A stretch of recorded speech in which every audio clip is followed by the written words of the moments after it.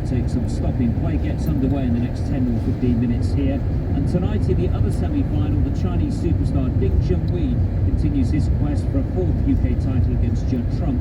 Trump's already won 3 tournaments this campaign and has impressed really well so far here. 6 is the target for a place in the final. You have a starring role in the Ronnie film, don't you? My voice is on it, and fortunately you get your money back if you see me more than once. No, you're in there 2 or 3 times. Within snooker, has it surprised people? I think those scenes in the Crucible, when you see what he's going through, when he's speaking to Professor Steve Peters, the leading sports psychiatrist, I mean, to see that pressure, I mean, I think it's the equivalent of seeing, you know, Roger Federer trying to win Wimbledon for a record time, or Tiger Woods at the Open trying to win. You don't get that access for somebody who's at the top of the game, who's their great, you know, the greatest player in their sport and transcends their sport in many ways. And to see what he goes through, I think was incredible, those scenes, and the fact at one point, you know, he's having a panic attack, which you don't see very often, as he says in the film. It's only happened to me a couple of times, getting stage fright at the Crucible. But I think also as well, just with the, you know, Ronnie O'Sullivan's story, which is compelling, you know, what he's done in the game, you know, highs and lows off the table. You see the whole story. I think in the past we've had bits of that story, but obviously now we get the full picture. It is absolute torture, isn't it, towards the end of that final? I mean, I can't recommend it highly enough as a film, but the last sort of 2 or 3 intervals he has as he lets his lead slip is torture. Well, it's pressure. I mean, he talks about mustard being smothered in the mustard and the heat and having to deal with it, and you just don't see that very often, do you? And it's incredible as well, the fact that we're filming when he's trying to win a record equaling 7th title, and obviously that sort of spurred him on a little bit as well. You know, we knew they were going to get great access to him, because he said to them, you can film whatever you want, and I don't think at any point he said to them, don't film this. So you saw it there, and it was interesting because I chatted to him about an hour before the premiere the other week in London, and I said to him, what did you think when you saw it back with your family? And he said, well, if I felt as bad as I looked there, I wouldn't be able to do it. But despite all that, he loves it, and that's the thing with Ronnie O'Sullivan. He'll talk about love to believe in things like the Mark Bonner and Cambridge United story. It's been brilliant. He came having had no managerial experience elsewhere. He had literally just worked his way up within the club and worked his way up through the youth system, and then led them to a fantastic promotion from League 2, stayed up in League 1 and had a great cup run, beating Newcastle at St James's Park. Survived again last season, having been allowed to stay on during a tough spell, and given a new contract in September. So a little surprising. I think regardless of the last 2 months, his body of work is as impressive as any over the last few years in the EFL. So I'm really excited to see if he can do it somewhere else soon. Another chance at the Hawthorns, Charlie Slater. Another chance for Leicester as well.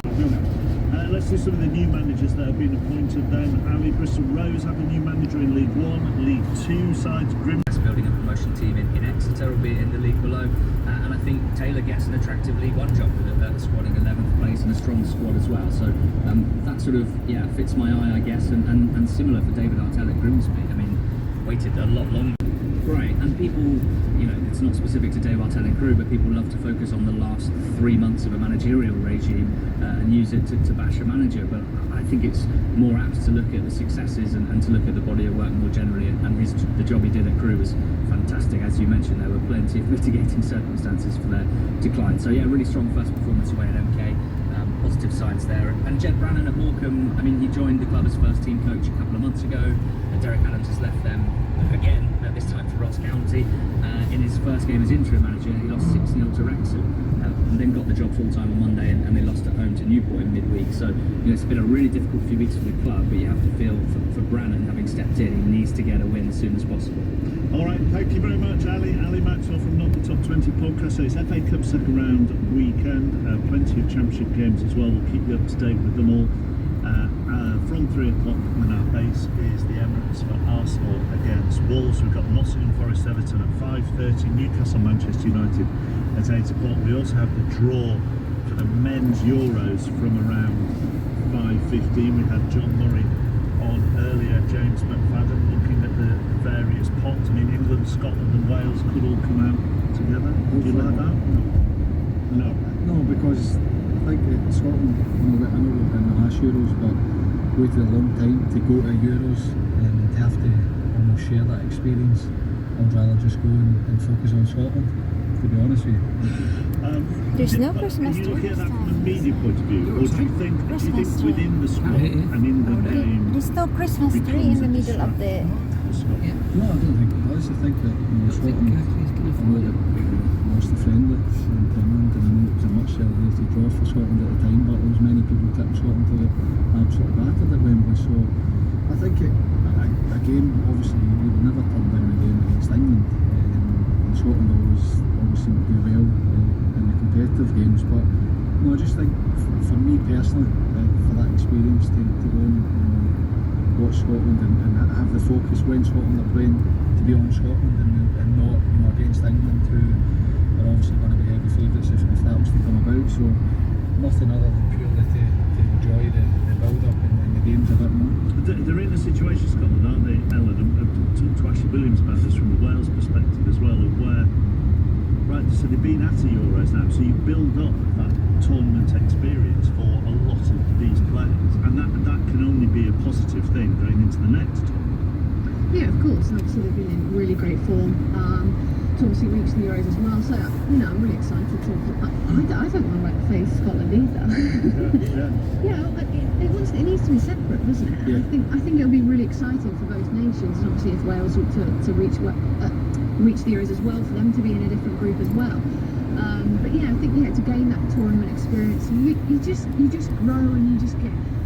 It's really exciting for them, and I think for me, when I went to kind of one tournament, you gained experience, then you're in another one, you think, right, I can kind of reach on some things that I kind of learned in that tournament and bring it into the next one.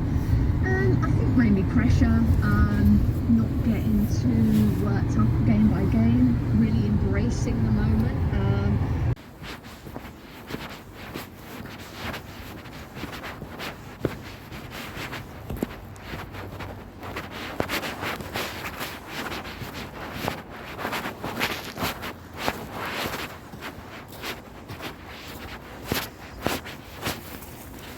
Oh, where are you going? This way. Nina.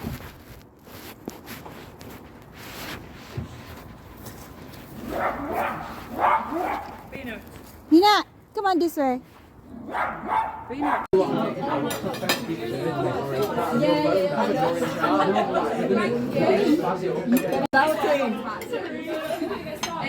think Gilbert, next to that gentleman is.